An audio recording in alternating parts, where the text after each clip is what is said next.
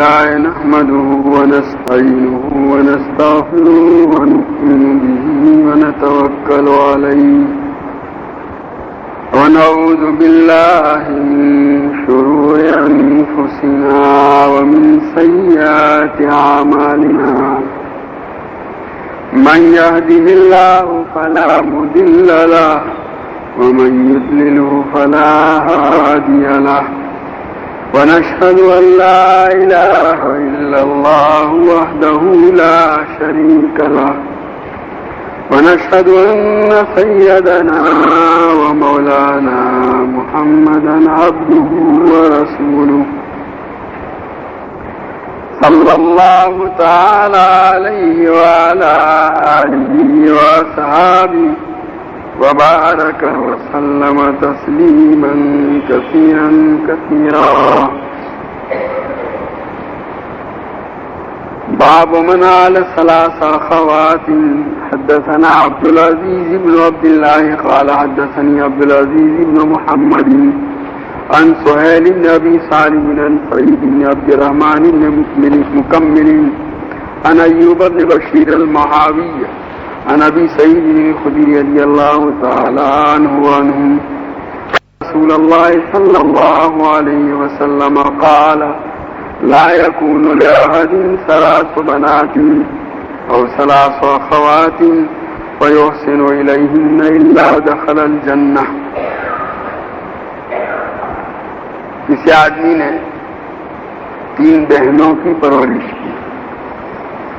کبھی ایسا ہوتا ہے کہ والد کا انتقال ہو گیا، بڑا بیٹا ہے اور پھر چھوٹی دوسری بیٹیاں ہیں، تب یہ بہنوں کی ساری ذمہ داری بھائی پر آ جاتی ہے.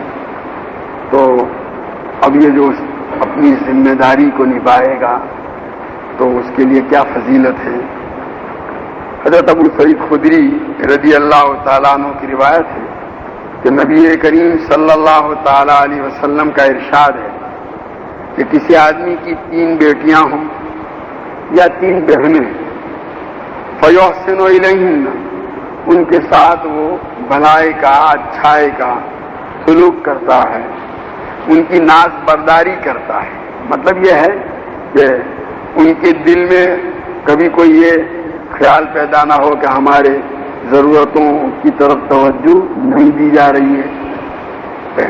اگر بھائی غفلت اور بے توجہی سے کام لے گا تو ان کے دل میں جو ہے غم سا ہوتا ہے کہ ہمارے ابا نہیں ہیں تو ہمارے ساتھ یہ معاملہ کیا. ایسا نہیں، بلکہ ان کو کبھی دل میں یہ خیال بھی نہیں آیا کہ ابا نہیں ہے، ابا کی موجودگی میں ان کی جو ناز برداری ہوتی وہ بھائی پورے طور پر کر رہا ہے، تو ایسے بھائی کے متعلق ہے کہ وہ جنت میں داخل ہو جائے گا.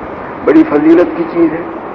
عام طور پر لوگ جو ہے اس طرح جب ذمہ داری آ جاتی ہے تو اپنے آپ کو یوں سمجھتے ہیں کہ میں بڑی تکلیف میں ہوں. یہ تو اللہ تعالیٰ نے موقع دیا، اپنی طاقت اور اپنی حیثیت کے مطابق، اپنی استطاعت کے مطابق جتنا ہو سکے کمی نہ کرے. باب فضل من آل ابنتہ المردودہ. کسی آدمی نے اپنی واپس آئی ہوئی بیٹی کی پرورش کی. حدثنا عبداللہ بن صالح قال حدثني موسى بن علي عن أبيه أن النبي صلى الله عليه وسلم قال لسراقة بن جوشم ألا أدلك على أعظم الصدقة أو من أعظم الصدقة؟ قال بلى يا رسول الله. قال ابنتك مردودة إليك ليس لها كاسب غير. حضرت سراقہ ابن جوشم رضی اللہ تعالیٰ عنہ ایک صحابی ہیں. سفر ہجرت میں جب نبی کریم صلی اللہ تعالیٰ علیہ وسلم حضرت ابوبکر صدیق رضی اللہ تعالیٰ عنہ کے ساتھ مکہ مکرمہ سے روانہ ہوئے تو پہلے 3 روز تک تو آپ چھپے رہے تاکہ مکہ والوں کی طرف سے تلاش و جستجو کا جو سلسلہ جاری رہے گا اس میں ان کے ہاتھوں لگنے اور گرفتار ہونے کی نوبت نہ آ جائے. 3 دن کے بعد جب سب تلاش و جستجو کا سلسلہ ختم ہو گیا اب آپ نے سفر آگے شروع کیا. تو کیونکہ مکہ والوں کی طرف سے اس آدمی کو جو آپ کا پتہ لا کر کے دے جو ہے بڑا انعام کا اعلان کیا گیا تھا، 100 اونٹ دیے جائیں گے.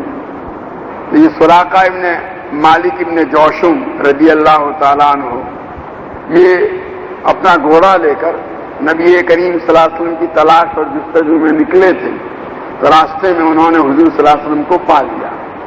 تو آپ کے قریب جب پہنچے تو ان کے گھوڑے کے پاؤں زمین میں دھنسنے لگے۔ حضور صلی اللہ علیہ وسلم نے بددعا فرمائی تھی، تو حضور انہوں نے عرض کیا کہ آپ میرے لیے دعا فرما دیجئے تاکہ میرے گھوڑے کے پاؤں نکل آئیں اور میں آپ کا پتہ کسی کو بتاؤں گا نہیں، بلکہ جو آئیں گے ان کو روک دوں گا۔ چنانچہ آپ نے ان کے لیے دعا فرمائی۔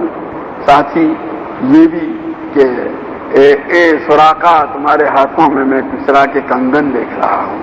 چنانچہ حضرت عمر رضی اللہ تعالیٰ عنہ کے دور خلافت میں جب یہ ملک فارس ایران فتح ہوا اور کسریٰ کا سارا خزانہ اور اس کی ساری دولت مدینہ منورہ لائی گئی، اس میں وہ کنگن بھی تھے، تاج بھی تھا اس کا۔ حضرت عمر رضی اللہ تعالیٰ عنہ نے حضرت سراقہ رضی اللہ تعالیٰ عنہ کو بلایا اور وہ کنگن ان کے ہاتھ میں پہنائے۔ ان کے ہاتھوں میں کہتے ہیں بالوں کی کثرت تھی، کنگن پہنائے اور پہنا کر کے کہا یوں کہو کہ اس اللہ کا شکر اور احسان ہے جس نے کسریٰ سے کنگن کو چھین کر دیہاتی سراقہ کو پہنائے، یہ کہلوایا۔ تو حضرت سراقہ ابن جوشم رضی اللہ تعالیٰ عنہ سے حضور صلی اللہ علیہ وسلم نے فرمایا الا ادلک علی اعظم الصدقۃ، سب سے بڑا صدقہ کیا ہے میں بتلاؤں تم کو؟ انہوں نے کہا بلا یا رسول اللہ، ضرور بتلائیے۔ کہا تمہاری بیٹی جو تمہارے پاس واپس آ رہی، جس کا تمہارے علاوہ اور کوئی کمانے والا نگرانی کرنے والا نہیں۔ عام طور پر یہ ہوتا ہے بیٹیاں ان کی ماں باپ پرورش کرتے ہیں، اس زمانے میں تو ان کے ساتھ بڑی محبت بلائی کا سلوک ہوتا ہے۔ اس کے بعد جب شادی ہو جاتی ہے تو شادی کرنے کے بعد ماں باپ یہ سمجھتے ہیں کہ اب ہم ان کے بوجھ سے سبکدوش ہو گئے اور یہ ہماری ذمہ داری پوری ہو گئی۔ لیکن کبھی ایسا ہوتا ہے قدرتی طور پر کہ داماد کا انتقال ہو گیا، بیٹی بیوہ ہو گئی، اب گھر واپس آئی، یا اس نے طلاق دے دی اور طلاق دینے کی وجہ اب یہ توقع نہیں تھی، اور جس وقت شادی کرائی جاتی کبھی یہ خیال بھی نہیں ہوتا کہ دوبارہ ہمارے گھر واپس آئے گی، لیکن اب یہاں یہ صورتحال پیش آئی کہ اس کے طلاق دینے کی وجہ سے واپس آئی، یا اس کے انتقال کرنے کی وجہ سے واپس آئی، یا یہ ہے کہ وہ کہیں چلا گیا، اس کی کوئی خیر خبر نہیں ہے اور اس کی وجہ سے اب یہ ساری ذمہ داری لڑکی کے ماں باپ پر آ گئی۔ تو یہ گویا تمہاری بیٹی جو تمہارے پاس واپس آئی اور اس کا تمہارے علاوہ اور کوئی ضرورت پوری کرنے والا کمانے والا نہیں ہے، تو اس پر جو خرچ کیا جائے گا وہ سب سے بڑا صدقہ ہے۔ اس لیے کہ ایک بے سہارا شخصیت کی مدد کی جا رہی ہے، اور وہ بے سہارا اپنی بیٹی ہے، تو صلہ رحمی بھی ہے، صدقہ بھی ہے، اور ایک گویا ایک غمزدہ جو شخص ہے اس کی دلجوئی اور اس کی گویا تسلی کا سامان بھی ہے۔ بہت ساری گویا اس میں حیثیتیں پائی جاتی، اس لیے بہت بڑا ثواب ہے اس میں۔ تو کیونکہ عام طور پر لوگوں کو یہ چیز بڑی گنا معلوم ہوتی ہے، نبی کریم صلی اللہ تعالی علیہ وسلم کی اس ارشاد سے معلوم ہوا کہ یہ بہت بڑا صدقہ ہے۔ حدثنا بشر قال اخبرنا عبد الله قال اخبرنا موسى قال سمعت ابي عن سراقة بن جوشم ان رسول الله صلی اللہ علیہ وسلم قال یا سراقة مثله۔ یہ دوسری سند سے بھی اسی طرح کی روایت انہوں نے ذکر کی ہے۔ حدثنا حیوة بن شریح قال حدثنا بقیة عن بحیری عن خالد عن المقدام بن معدی کرب رضی اللہ تعالی عنہ انه سمع رسول الله صلی اللہ علیہ وسلم يقول ما اطعمت نفسك فهو لك صدقة وما اطعمت ولدك فهو لك صدقة وما اطعمت زوجك فهو لك صدقة وما اطعمت خادمك فهو لك صدقة۔ یہاں حضرت مقدام ابن معدی کرب رضی اللہ تعالیٰ عنہ کے حوالے سے نبی کریم صلی اللہ علیہ وسلم کا ارشاد نقل کیا کہ حضور صلی اللہ علیہ وسلم فرماتے ہیں کہ جو تم اپنے آپ کو کھلاؤ وہ بھی تمہارے لیے صدقہ ہے، لیکن یہ بات ضرور ہے کہ اس موقع پر یہ دل کے اندر احساس ہونا چاہیے کہ اللہ تبارک و تعالیٰ نے میری ذات کا بھی مجھ پر حق رکھا ہے، اور اللہ کے اسی حکم کو پورا کرتے ہوئے اور وہ اللہ سے ثواب کی امید رکھتے ہوئے یہ کر رہا ہوں۔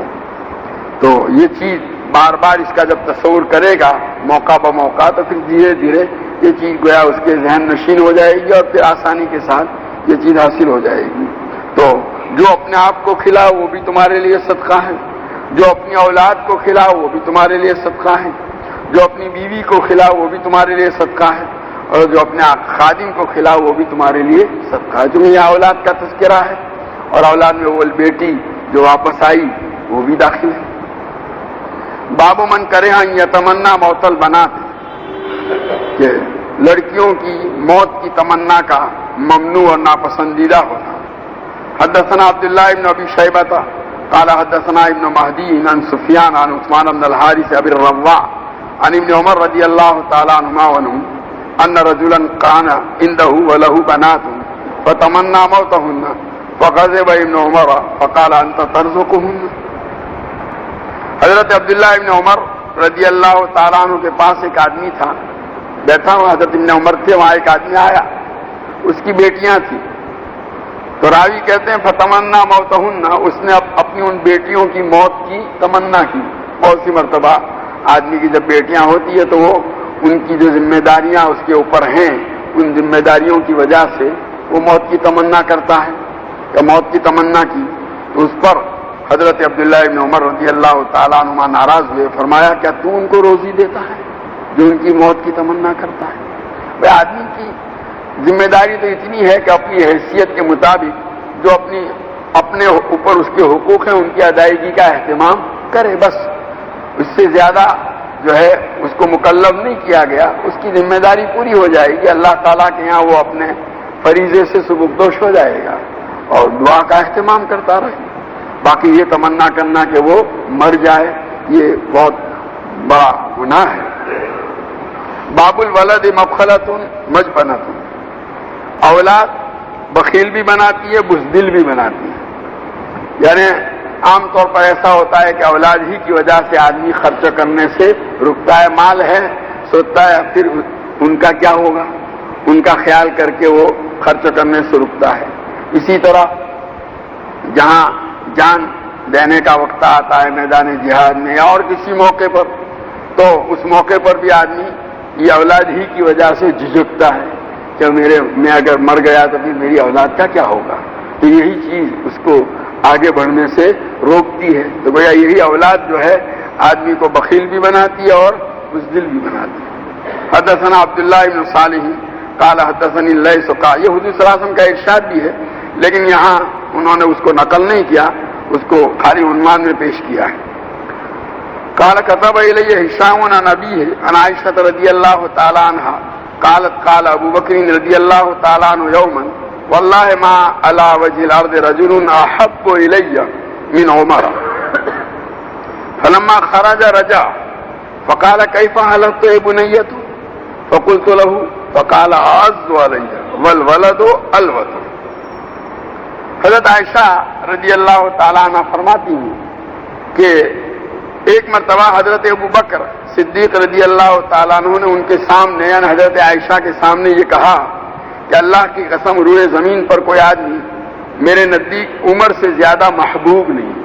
یعنی مجھے یہ حضور صلی اللہ علیہ وسلم کی وفات کے بعد کا تذکرہ ہے، یعنی عمر مجھے سب سے زیادہ محبوب ہے. اب کہتے ہیں کہ اس کے بعد وہ اپنے گھر سے باہر تشریف لے گئے، باہر جا کر پتہ نہیں ان کو کیا خیال آیا، کیا سوچا، پھر لوٹے. فقال، اور آ کر کے کہا کیف حلفت اے بنیۃ، اے بیٹی میں نے ابھی کیا قسم کھائی تھی، یعنی میں نے ابھی کیا جملہ کہا تھا. تو حضرت عائشہ رضی اللہ تعالیٰ عنہ فرماتی ہیں کہ آپ نے یہ فرمایا تھا کہ روئے زمین پر میرے نزدیک حضرت عمر سے زیادہ محبوب کوئی نہیں ہے. یہ جو اللہ والے ہوتے ہیں اپنی زبان سے جو جملہ نکلتا ہے وہ بھی اس کو بار بار سوچتے ہیں کہ میں نے جو کہا وہ کتنا حقیقت پر مبنی ہے. حضرت مولانا آفتاب عالم صاحب دامت برکاتہم، حضرت ماں بدر عالم صاحب رحمۃ اللہ علیہ کے صاحبزادے ابھی بھی ہیں مدینہ منورہ میں. کئی سال پہلے کی بات ہے، تشریف لائے تھے یہاں بابل. تو حضرت ماں بدر عالم صاحب رحمۃ اللہ علیہ کے حالات کا تذکرہ کرتے کہتے ہیں انہوں نے کہا ایک آدمی کا خط آیا کہ ان کی کسی والدہ یا کسی کا انتقال ہوا، تو اس کا جواب لکھا رہے تھے والد کہ آپ کا خط ملا، آپ کی والدہ کے انتقال کی خبر سن کر بہت رنج ہوا. کہا ٹھہر گئے دیر خاموش رہے, کافی دیر تک سوچتے رہے, اور کہا اس کے بعد کہ یہ بہت کا جملہ لفظ کٹوا دیا. کہا کہ میں نے لکھوایا تو صحیح, لیکن میں سوچنے لگا کہ میں نے یہ جو لکھوایا کہ بہت رنج ہوا, کیا واقعتاً ایسا ہے کہ میرے دل میں یہ کیفیت ہے کہ بہت رنج ہوا؟ یا تو کہا مجھے تردد ہو گیا, اس لیے پھر میں نے یہ کٹوا دیا کہیں جھوٹ نہ ہو جائے. تو یہ حضرات جو ہیں وہ اپنی زبان سے نکلنے والی بات کا بھی بولتے وقت ایک جذبے میں بولا, ہو سکتا ہے اس وقت یہی کیفیت ہو, لیکن بعد میں پھر تردد کی نوعیت کیفیت بھی پیدا ہو جاتی ہے. یہاں وہ حضرت ابوبکر صدیق رضی اللہ تعالیٰ عنہ نے اپنے حضرت عائشہ رضی اللہ تعالیٰ عنہ کے سامنے یہ جملہ حلفیہ طور پر تو کہا کہ اللہ کی قسم روئے زمین پر عمر سے زیادہ کوئی مجھے محبوب نہیں, لیکن کہا نکل گئے, پھر واپس آئے, ان کو سوزا ہوگا, خیال آیا کیف حلفت اے بنیت, اے میری بیٹی میں نے ابھی کن الفاظ کے ذریعے سے قسم کھائی تھی, کیا کہا تھا میں نے؟ تو حضرت عائشہ رضی اللہ تعالیٰ عنہ فرماتی ہے فقلت لہ, میں بتلایا کہ ابھی یہ الفاظ کہے تھے. تو اس پر کہتے ہیں حضرت ابو بکر نے فرمایا اعز علیہ, احبو کے بجائے اعز, کہ روئے زمین پر عمر سے زیادہ مجھے کوئی عزیز نہیں, محبوب نہیں, یوں نہیں کہا. والولد والالوت کا اولاد جو ہے وہ دل کو زیادہ لگی ہوئی ہوتی ہے. گویا کہ مطلب یہ ہے کہ اولاد کی محبت جو ہے دوسروں کے مقابلے میں زیادہ ہوتی ہے. گویا اس لیے حضرت ابوبکر صدیق رضی اللہ تعالیٰ عنہ نے اپنا وہ جملہ جو آپ نے فرمایا تھا اس میں تبدیلی کی. حدثنا موسیٰ قال حدثنا مہدی بن میمون قال حدثنا ابن ابی یعقوب عن ابن ابی نعم قال كنت شاهدا ابن عمر رضی اللہ تعالی عنہما اذ سالوا رجل عن دم البعوضة فقال ممن انت فقال من اهل العراق فقال انظر الى هذا يسالوني عن دم البعوضة وقد قتلوا ابن النبي صلی اللہ علیہ وسلم سمعت النبي صلی اللہ علیہ وسلم يقول هما ریحان من الدنيا. حضرت عبد الرحمن ابن ابی نعم فرماتے ہیں کہ میں حضرت عبداللہ ابن عمر رضی اللہ تعالیٰ عنہ کے پاس بیٹھا ہوا تھا. یہ حضرت عبد الرحمن ابن ابی نعم جو ہیں تابعی ہیں, بڑے عبادت گزار اور اپنے معمولات کے بڑے پابند تھے.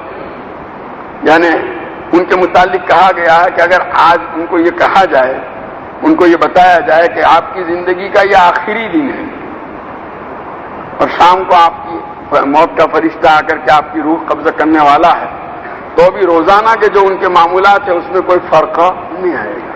وہ انہوں نے اپنے لیے جو نظام الاوقات بنایا وہ یہ سمجھ کر ہی بنایا ہے کہ یہ ہر دن میری زندگی کا آخری دن ہے. آج ہمارا حال تو یہ ہے کہ ہمیں یہ معلوم ہو جائے تو ہم بہت کچھ فرق کر لیں گے, چلو آخری دن ہے تو کچھ کر لو. وہ تو جتنا کر سکتے ہیں کر رہے ہیں. تو بہرحال یہی حضرت عبد الرحمن ابن ابی نعم فرماتے ہیں کہ میں حضرت عبداللہ ابن عمر رضی اللہ تعالیٰ عنہ کے پاس بیٹھا ہوا تھا. اذ سالوا رجل عن دم البعوضة, ایک آدمی نے عراق کا رہنے والا تھا, اس نے آ کر حضرت عبداللہ ابن عمر رضی اللہ تعالیٰ عنہ سے مچھر کے خون کے متعلق سوال کیا. اب کیا مچھر کے خون کے متعلق یا تو یہ کہ وہ حالت احرام میں ہوگا اور حالت احرام میں مچھر مار دیا تو اس کے متعلق پوچھا حکم, یا پھر یہ ہے کہ مچھر کا خون مچھر مار دینے کی وجہ سے اگر لگ جائے جسم یا کپڑے کو, دونوں میں سے جو بھی صورت ہو. فقال ممن انت, تو اس نے جب یہ مسئلہ پوچھا تو حضرت عبداللہ ابن عمر رضی اللہ تعالیٰ عنہ نے اس کو پوچھا تو کہاں کا ہے, کہاں کے رہنے والے ہو؟ فقال من اہل العراق, کا عراق کا. کہا دیکھو, فرمایا انظروا الی ھذا, دیکھو اس کو, مجھے مچھر کے خون کا مسئلہ پوچھتا ہے اور ان لوگوں نے حضور صلی اللہ علیہ وسلم کے بیٹے کو قتل کر دیا. حضرت حسین رضی اللہ تعالیٰ عنہ کی شہادت کوفہ کے قریب پیش آئی تھی, میں وہاں کربلا کے اندر, تو وہ سب عراقی کا لشکر تھا. کہ ان عراق والوں نے حضور کے صاحبزادے کو تو قتل کیا, نواسے کو, اور یہ مچھر کے خون کا مسئلہ پوچھتے ہیں. حالانکہ میں نے نبی کریم صلی اللہ تعالیٰ علیہ وسلم کو سنا کہ اپنے دونوں نواسوں یعنی حضرت حسین اور حضرت حسن رضی اللہ تعالیٰ عنہما کے متعلق فرماتے تھے ہما ریحانی من الدنیا, کہ یہ دونوں میرے پھول ہیں دنیا کے اندر. یہ بچوں کو پھول سے اس لیے بھی تعبیر کیا جاتا ہے کہ جس طرح پھولوں کو سونگھا جاتا ہے اس طرح بچوں کو بھی کیا کرتے ہیں، بچے کو لے کے ناک کے ساتھ لگاتے ہیں، جیسے پھول ناک کے ساتھ لگاتے ہیں سونگھنے کے لیے، ایسے بچوں کو بھی ان کا چہرہ، ان کا جسم، ان کا گال، ان کی رخسار اور دوسرے جسموں کے حصوں کو آدمی ناک کے ساتھ لگا کر باقاعدہ اسی طرح سونگھتا ہے جس طرح پھول کو سونگھا جاتا ہے، اس لیے اس کو پھول کے ساتھ تشبیہ دی گئی۔ باب حمل الصبی علی العاتق، بچے کو کندھے پر اٹھانا۔ حدثنا ابو الولید قال حدثنا شعبۃ عن عدی بن ثابت قال سمعت البراء رضی اللہ تعالی عنہ یقول رأيت النبي صلی اللہ علیہ وسلم والحسن صلوات اللہ علیہ على عاتقه وهو يقول اللهم انی احبه فاحبه۔ حضرت براء رضی اللہ تعالیٰ عنہ فرماتے ہیں کہ میں نے نبی کریم صلی اللہ تعالیٰ علیہ وسلم کو ایسی حالت میں دیکھا کہ حضرت حسن رضی اللہ تعالیٰ عنہ آپ کے کندھے پر تھے، یعنی آپ صلی اللہ علیہ وسلم نے امو کو اپنے کندھے پر بٹھایا۔ اس سے تو صرف یہ بتلانا چاہتے ہیں کہ اپنی اولاد کے ساتھ اس طرح کا محبت کا معاملہ کرنا، ان کو اٹھا لینا، ان کو بوسہ دینا، ان کو اپنے کندھے پر بٹھانا، سر پر بٹھانا، یہ سب گویا یہ اولاد کے ساتھ محبت کا جو معاملہ کیا جاتا ہے اسی کا ایک حصہ ہے۔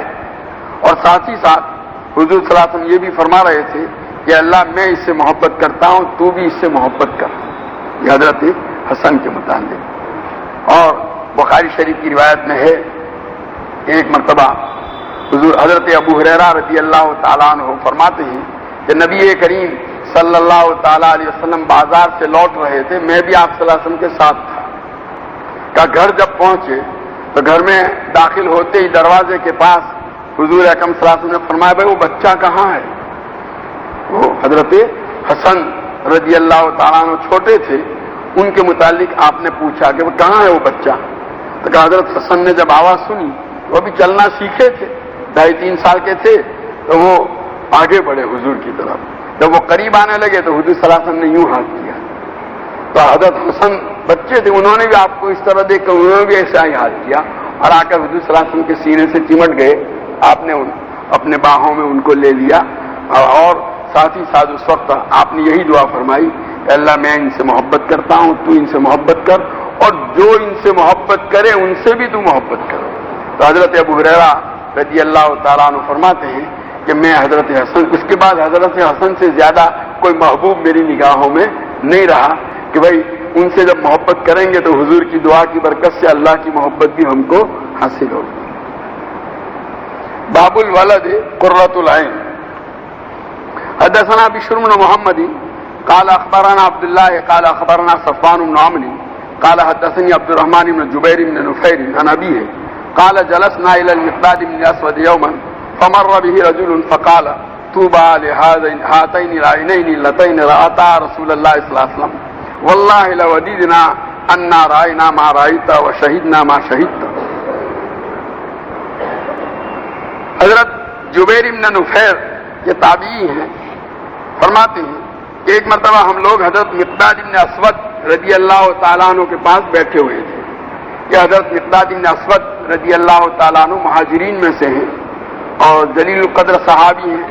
غزوہ بدر کے موقع پر ایک ہی گھوڑا تھا مسلمانوں کا، یہی گھوڑے سوار تھے، اور یہی جو تھے جب آپ صلی اللہ علیہ وسلم کو معلوم ہوا کہ مکہ مکرمہ سے مشرکین کا لشکر اپنے تجارتی قافلے کی حفاظت کی غرض سے نکل چکا ہے، تو اس وقت حضور اکرم صلی اللہ تعالیٰ علیہ وسلم نے صحابہ کو جمع کیا مشورے کے واسطے کہ کیا کیا جائے۔ وہ اب تو حالات بدل گئے تھے اور اب لشکر سے مقابلے کی صورت پیدا ہو گئی تھی، اور آپ یہ چاہتے تھے کہ اس سلسلے میں صحابہ کی رائے معلوم کریں۔ تو حضرت مقداد حضرت عبداللہ بن مسعود رضی اللہ تعالیٰ عنہ فرماتے ہیں، اس روایت کے راوی ہیں کہ وہ منظر میری نگاہوں کے سامنے ہے کہ جب نبی کریم صلی اللہ علیہ وسلم نے دریافت فرمایا تو حضرت مقداد بن اسود رضی اللہ تعالیٰ عنہ نے جواب میں عرض کیا کہ اللہ کے رسول، ہم بنی اسرائیل کی طرح ایسا نہیں کہیں گے جو جیسا انہوں نے حضرت موسیٰ کو کہا تھا کہ اذهب انت وربك فقاتلا انا هاهنا قاعدون، آپ اور اپنا رب جائیے اور لڑیے، ہم یہاں بیٹھے ہیں، بلکہ ہم آپ کی دائیں طرف سے، آپ کی بائیں طرف سے، آپ کے آگے سے، آپ کے پیچھے سے دشمن کا مقابلہ کریں گے۔ تو حضرت عبداللہ بن مسعود رضی اللہ تعالیٰ عنہ فرماتے ہیں کہ ان کی یہ بات سن کر نبی کریم صلی اللہ تعالی علیہ وسلم کا چہرہ مبارک خوشی سے دمکنے لگا اور وہ خود تمنا کرنے لگے حضرت ابن مسعود کاش کہ یہ جملے میری زبان سے نکلے ہوتے تاکہ یہ چیز مجھے حاصل ہوتی. تو یہ حضرت مقداد جو ہیں کہتے ہیں، یہ جبیر بن نفیر کہتے ہیں کہ ہم ان کے پاس بیٹھے ہوئے تھے، ایک آدمی ان کے پاس سے گزرا تو ان کو دیکھ کر کہنے لگا طوبی لہاتین العینین اللتین رآتا رسول اللہ صلی اللہ علیہ وسلم، کیسی مبارک ہے یہ دونوں آنکھیں جنہوں نے حضور اکرم صلی اللہ تعالی علیہ وسلم کی زیارت کی، یعنی جن کو حضور اکرم صلی اللہ علیہ وسلم کے دیدار کا شرف حاصل ہوا. ان کی طرف اشارہ کر کے وہ آدمی کہنے لگا اور پھر کہنے لگا واللہ لوددنا انا رائنا ما رائت، اللہ کی قسم ہماری دلی خواہش تھی کہ ہم بھی دیکھتے وہ جو تم نے دیکھا، وہ شہیدنا ما شہیدت، اور ان حالات کا مشاہدہ کرتے جن کا تم نے مشاہدہ کیا. ہے نا گویا نبی کریم صلی اللہ تعالی علیہ وسلم کا زمانہ ہم بھی پاتے. یہ اس آدمی نے کہا. فاستغضب، حضرت جبیر بن نفیر کہتے ہیں اس کی بات سن کر حضرت مقداد رضی اللہ تعالیٰ عنہ غصے ہو گئے کہ فجعلت اعجب ما قال الا خیر. تو حضرت جبیر بن نفیر کہتے ہیں کہ ان کے اس غصہ ہونے کی کیفیت کو دیکھ کر مجھے تعجب ہوا کہ بھئی اس آدمی نے تو اچھی بات کہی ہے، اس میں غصہ ہونا کیا معنی رکھتا ہے؟ اس نے تو ان کے گویا اس بات کی تمنا کی کہ ہم کو بھی وہ چیز حاصل ہوتی، وہ شرف حاصل ہوتا جو ان کو حاصل ہوا. تو اس نے اس تمنا کا اظہار کیا تو اس میں ناراض ہونا میں کیا معنی رکھتا ہے؟ یہ کہا میری سمجھ میں آیا نہیں.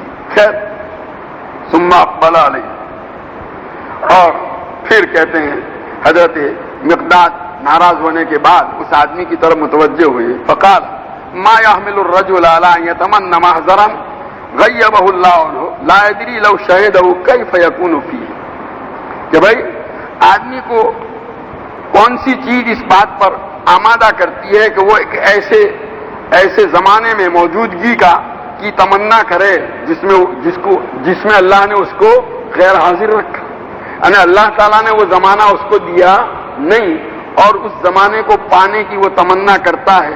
کون سی چیز اس پر آمادہ کرتی ہے؟ کیوں ایسا کرتا ہے؟ اور اس کو معلوم نہیں کہ اگر اس زمانے کو پاتا تو اس کا کیا حال ہوتا. بھائی اس زمانے کی خالی تمنا کر لینا، اس زمانے کو پانے والے بہت سے ہیں اور جنہوں نے اس زمانے کا حق ادا نہیں کیا. اسی کو کہتے ہیں واللہ لقد حضر رسول اللہ صلی اللہ علیہ وسلم اقوام کبهم اللہ علی مناخرهم فی جہنم لم یجیبوہ ولم یصدقوہ.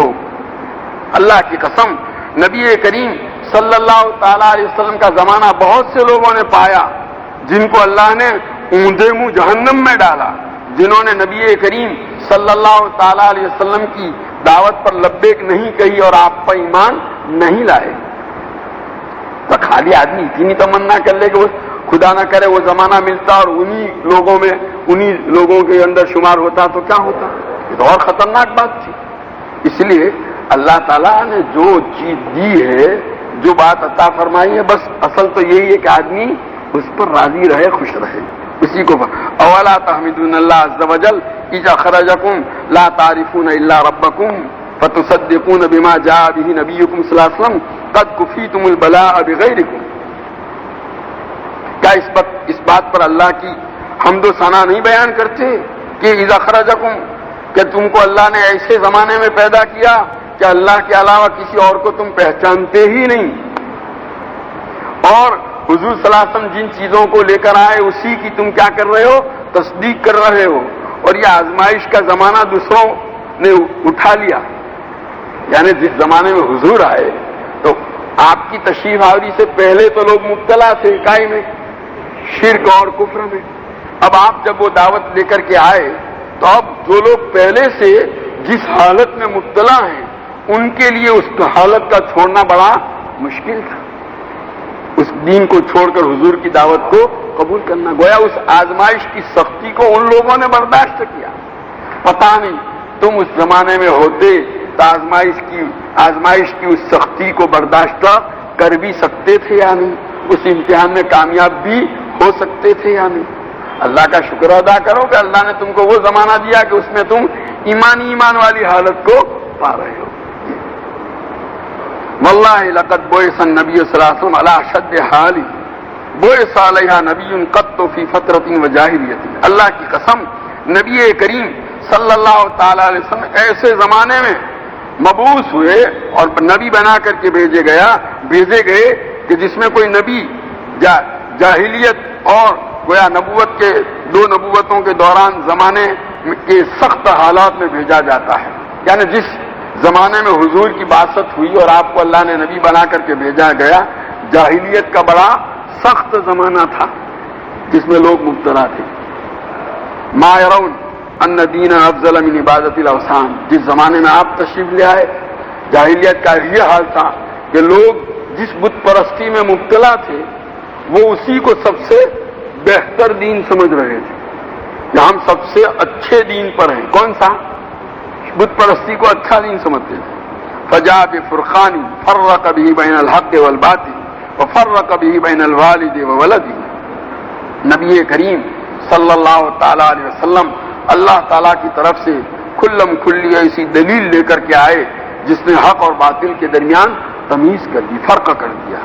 اور باپ اور بیٹے کے درمیان بھی فرق کر دیا آپ نے. بہت سے ایسے ہیں کہ باپ ایمان لایا بیٹا کفر پر ہے، بیٹا ایمان لایا باپ کفر پر قائم.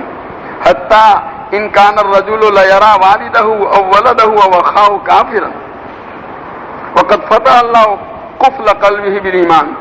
یہاں تک کہ بہت سی مرتبہ یہ ہوا کہ ایک آدمی کے دل کے تالے کو اللہ نے ایمان سے کھول دیا، یعنی اس کو اللہ نے ایمان کی توفیق عطا فرمائی اور وہ اپنی آنکھوں سے دیکھ رہا ہے کہ اس کا باپ، اس کا بیٹا، اس کا بھائی کیا ہے؟ کافر ہے. وَأَنَّهُ إِنْ هَلَكَ دَخَلَ النَّارَ. اور وہ یہ سمجھ رہا ہے کہ یہ میرا باپ، یہ میرا بھائی، میرا بیٹا اسی حالت میں اگر مرا تو جہنم میں جائے گا. فَلَا تَقِرُّ عَيْنُهُ وَهُوَ يَعْلَمُ أَنَّ حَبِيبَهُ فِي النَّارِ. اور اس کی آنکھیں اس سے ٹھنڈی نہیں ہوتی اس لیے کہ وہ جانتا ہے کہ یہ جائے گا جہنم. کیا اس کو خوشی ہوگی؟ وَأَنَّهَا لَلَّتِي قَالَ. یہی مطلب ہے اللہ کے اس ارشاد کا وَالَّذِينَ يَقُولُونَ رَبَّنَا هَبْ لَنَا مِنْ أَزْوَاجِنَا وَذُرِّيَّاتِنَا قُرَّةَ أَعْيُنٍ. کیا ایمان والے وہ ہیں جو اللہ سے دعا کرتے ہیں کہ اللہ ہمیں ہماری بیویوں اور اولاد کی طرف سے آنکھوں کی ٹھنڈک عطا فرما. یعنی ان کو بھی اللہ تو اپنی اطاعت اور فرما برداری کی توفیق عطا فرما کہ ہم ان کو اپنی آنکھوں سے تیری اطاعت اور فرما برداری کرتا ہوا دیکھیں تو ہماری آنکھیں ٹھنڈی. یہ جو ناراضگی کی وجہ یہ تھی کہ بھائی یہ کوئی ضروری نہیں ہے کہ وہ زمانہ پاتے تو تم کس حال میں ہوتے. اس لیے اللہ نے تم کو ایمان والی ایسے ماحول میں پیدا کیا کہ وہ خالص ایمان ہی ایمان والا ماحول ہے. تم سب کو ایمان والا ہی پا رہے ہو، اپنے باپ کو بھی، اپنے بیٹے کو بھی، اپنے بھائی کو بھی، اپنے پورے خاندان کو بھی. یہ اس سے تمہاری آنکھیں کیا ہو رہی ہے؟ ٹھنڈی ہو رہی ہے. تو خوش ہو، اس کی کائے کو تمنا کرتے ہو؟ جو موقع اللہ نے نہیں دیا پتہ نہیں کیا ہوتا.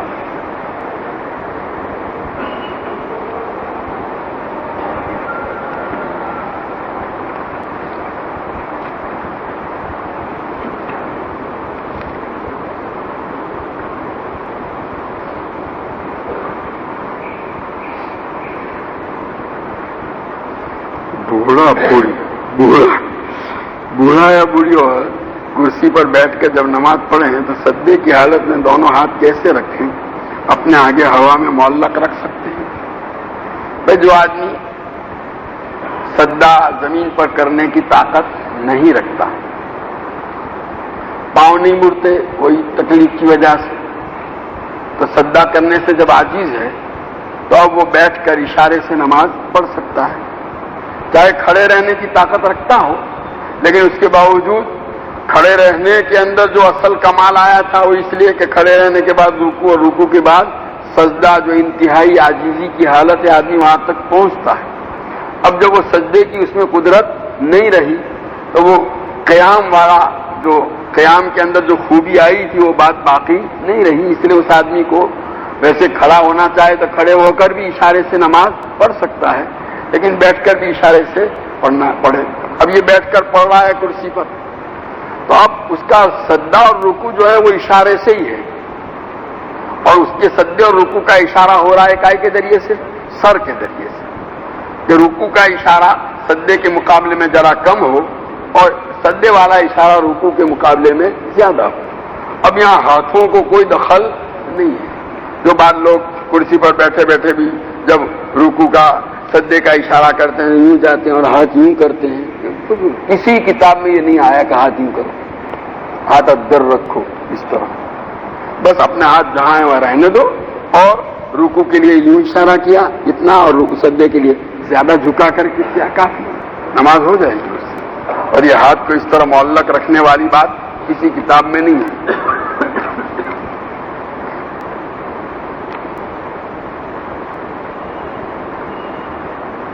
میت کی تدفین کے بعد کتنی دیر تک اس کے قریب رشتہ دار کو وہاں کھڑے رہ کر تلاوت وغیرہ کرنے کا حکم ہے؟ عام طور پر تدفین کے بعد دیگر غیر رشتہ دار کے ساتھ قریبی رشتہ دار بھی 2 منٹ میں رسمی دعا کر کے چلے جاتے ہیں.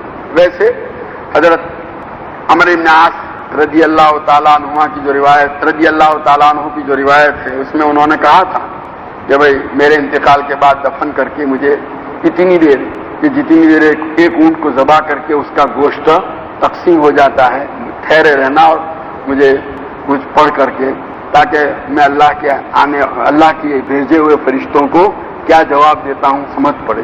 تو مطلب یہ ہے کہ تھوڑی دیر کوئی 15-20 منٹ وہاں پر رہ کر کے تلاوت کا اہتمام کیا جائے رشتہ داروں کی طرف سے. اس زمانے میں وہ اونٹ کو ذبح کر کے اس کے حصے اتنی دیر میں کر لیے جاتے تھے. کیا غیر مسلم کی میت میں اگر تعلق ہو تو شرکت کر سکتے ہیں؟ نہیں, غیر مسلم کی میت میں شرکت کرنے کی اجازت نہیں.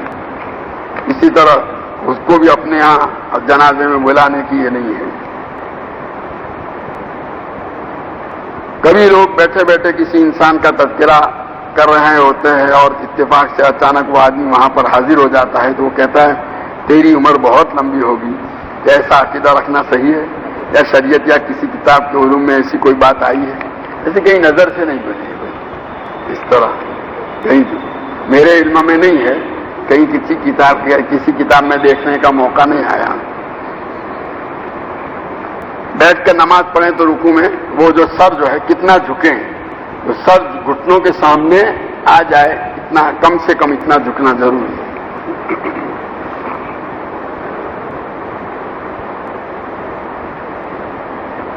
اگر کوئی عورت اپنے ہاتھ پاؤں کے بال بیوٹی پارلر میں جا کر سطر کھول کر صاف کرواتی ہے تو کیا اس طرح اجنبی عورت کے سامنے سطر کھول کر صاف کرا سکتی ہے؟ نہیں. یہ اجنبی عورتیں اور خاص کر کے غیر مسلم جو ہیں ان سے بھی اسی طرح پردہ کرنا ضروری ہے جس طرح اجنبی مردوں سے پردہ کرنا ضروری ہے. رمو جائی જોઈએ પત્તાનું ગેમ છે પણ એનામાં રૂપિયાની લેણદેણ હોતી નથી. બસ وہ وقت ضائع کرنا ہے اور اس کا کوئی دنیوی فائدہ بھی نہیں ہے, اس لیے وہ درست نہیں ہے. کھیل میں اگر کوئی دینی یا دنیوی فائدہ ہے, مثلا یہ ورزش ہے تو ٹھیک ہے, اور یہ بیٹھے بیٹھے تجزیہ اوقات ہے. ہمارے یہاں ہم لوگوں تو بس ٹائم پاس, ایک اصطلاح ہے ٹائم پاس. وہ ہمارے پاس وقت ہی اتنا ہے کہ ہم جو ہے اس کو کس طرح استعمال کریں ہماری سمجھ میں نہیں آتا. اور ہمارے اکابر جو تھے اسلاف, ان کو یہ شکایت تھی کہ وقت ہی نہیں ہے. وہ اپنا کھانے پینے کے اوقات کو بھی جو ہے اندر کٹوتی کر کے ذکر میں استعمال کرتے تھے. حضرت حاتم یہ حضرت داؤد طائی رحمۃ اللہ علیہ کے متعلق ہے کہ وہ بجائے روٹی کھانے کے ستو گھول کر پی لیا کرتے تھے. کہا روٹی چبا کر کھانے میں جو وقت لگتا ہے ستو گھول کر پانی میں اتنا وقت مجھے بچ جاتا ہے کہ میں قرآن پاک کی 50 آیتوں کی تلاوت کر سکتا ہوں. اب یہ حضرات تو اپنے روز کھانے کی جو کھانے کے وقت میں اتنی, اب بجائے روٹی کھانے کے جو ستو پر اکتفا کرتا اور زندگی بھر یہی حال 40 سال سے ان کا یہ معمول تھا, تو اب جو اس پر اکتفا کرتا وہ دوسرے اوقات کو ضائع کریں گے, سوال ہی نہیں پیدا ہو. اور ہمارا حال یہ ہے کہ ہمارے پاس وقت گزاری. حضرت علامہ جمال الدین قاسمی مصر کے بہت بڑے عالم ہیں, ایک مرتبہ گزر رہے تھے, کچھ لوگ بیٹھے باتیں گپ شپ کر رہے تھے, تو وہ کہنے لگا وقت کوئی ایسی چیز ہوتی جو خریدی جا سکتی تو ہم ان کے پاس سے ان کا وقت خرید لیتے ہیں. ان کے پاس فاضل وقت ہے ہم لے لیتے ہیں, لیکن وہ ایسی چیز ہے نہیں.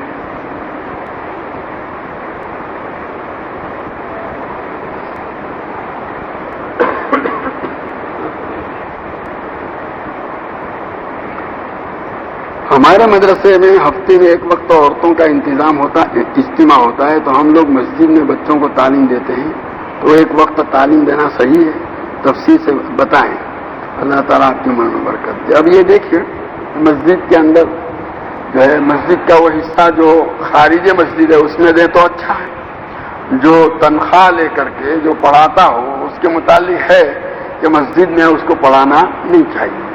ہاں مسجد جس وقت تعمیر کی گئی اس وقت پہلے ہی سے نچلا حصہ مدرسے کے طور پر نئی تعمیر کے موقع پر، یعنی جو نئی مسجدیں ہوتی نا بنیادی، بعض مسجدیں تو وہ پرانی ہے توڑ کے نہیں، وہاں نہیں، اکثر نو جہاں پہلے مسجد تھی نہیں بن رہی اور وہاں پہلے سے نیت یہ کہ نیچے مدرسہ اور اوپر مسجد یا نیچے مسجد اوپر، وہاں تو اجازت ہے، لیکن جو مسجد والا حصہ ہے اس میں اس طرح جو تنخواہ دار مدرس کے لیے پڑھانے کو مناسب نہیں سمجھا، بلا عذر، کوئی عذر ہو تو اس کی گنجائش ہے۔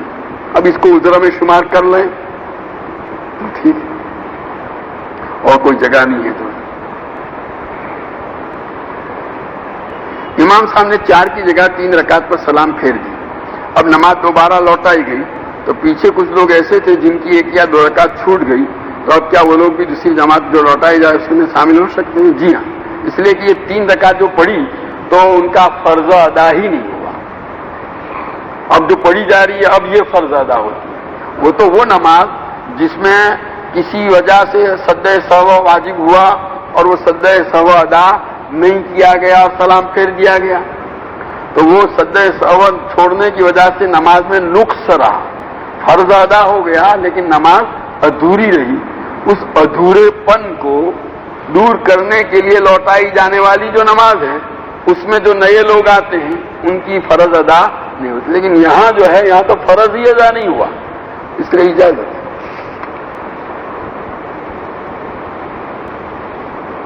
نئے پیدا ہونے والے لڑکے کو چاندی یا سونے کی کوئی چیز پہناتے ہیں، جائز ہے؟ بچہ چھوٹا ہونے کی وجہ سے چاندی کی انگوٹھی نہیں پہن سکتا تو کلائی میں کڑا وغیرہ نہیں، بالکل نہیں، حرام ہے، اور پہنانے والے گنہگار ہوں گے۔ بچے کو سونا یا چاندی یا کوئی زیور پہنایا، کڑا پہنایا، انگوٹھی ہی کی صرف وہ بھی مطلب وہ جن کو ضرورت ہو ان کے لیے، جن کو ضرورت نہیں ان کو تو پسندیدہ قرار نہیں دیا گیا، تو بچے کو اس طرح چین پہناتے ہیں، سونے یا چاندی کی کڑا پہناتے ہیں، یہ حرام ہے۔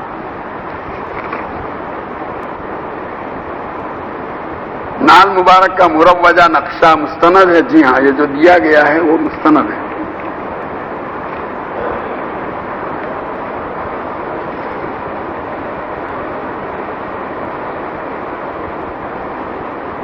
عذاب جہنم پیشاب کی وجہ سے اکثر ہوتا ہے، اس سے کیا مراد ہے؟ کیا پیشاب کے چھینٹوں کی وجہ سے؟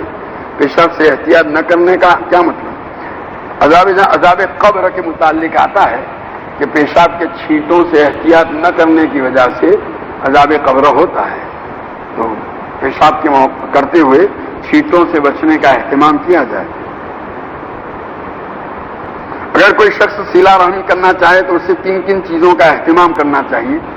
صلہ رحمی میں ایک تو یہ ہے کہ وہ رشتہ دار جن کا نفقہ ان کے اوپر واجب ہے ان کا تو نفقہ ادا کیا جائے، جیسے بیوی بچے ہیں اور دوسرے ایسے جو کس کا نفقہ واجب ہے کہ وہ تفصیلی یہ ہے، اپنا حال بتا کر کے پوچھ سکتے ہیں مفتیوں سے کہ فلاں فلاں کا نفقہ میرے اوپر واجب ہے یا نہیں ہے، تو ان کا نفقہ ادا کیا جائے۔ جن کا نفقہ واجب اور نہیں ہے تو ان کے ساتھ ویسے جو ہے نفل طور پر کچھ احسان ہدیہ لینے دینے کا تاکہ محبت بڑھے، ان کے ساتھ ملاقات کے وقت سلام کرنا، اور سال میں جیسا رشتہ دار بڑے وغیرہ ہیں تو 8 دن میں 10 دن میں 15 دن میں 1 مرتبہ ملاقات، خیریت ان کی جا کر کے، بیمار ہوں تو ان کی عیادت کرنا، کوئی تکلیف میں مبتلا ہے تو اس تکلیف کے موقع پر اس تکلیف کو دور کرنے کے لیے جس طرح کی مدد کی ضرورت ہو اور اس کا تعاون ہم جس طرح کر سکتے ہیں اس کا اہتمام کرنا، اور والدین کے ساتھ جو ہے تو والدین کے جو ملنے والے ہیں ان کے ساتھ بھلائی کا معاملہ کرنا ان کے انتقال کے بعد بھی، اور اسی طرح دوسرے رشتہ داروں کے جو ملنے والے ہیں ان کے ساتھ بھی۔ حضرت خدیجہ رضی اللہ تعالیٰ عنہ کی سہیلیوں پر حضور صلی اللہ علیہ وسلم بکری جب کٹتی تھی تو ذبح ہوتی تھی تو اس کا گوشت بھیجا کرتے تھے، تو یہ مطلب یہ ہے کہ یہ ساری چیزیں یہ صلہ رحمی کے اندر داخل ہیں۔ کم سے کم درجہ یہ کہ ان کے ساتھ قطع تعلق نہ ہو، سلام کا، خیریت کا یہ معاملہ ہو، اور آگے جتنا بھی دے سکتے ہوں دینے میں کمی نہیں ہونی چاہیے.